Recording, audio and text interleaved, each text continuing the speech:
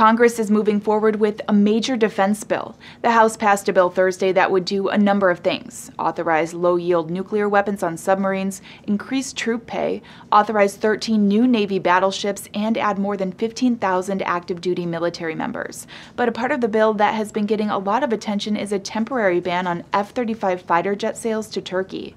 Turkey is a member of NATO and a partner in the fight against ISIS, but Congress has frowned on the country's plan to buy a missile defense system from Russia. Turkey's move toward authoritarianism under President Recep Tayyip Erdogan also seems to be a concern, but Defense Secretary Jim Mattis argued for the deal to go through. He wrote to members of Congress saying a ban on new jet sales to Turkey would disrupt the international supply chain, raise costs, and affect delivery times.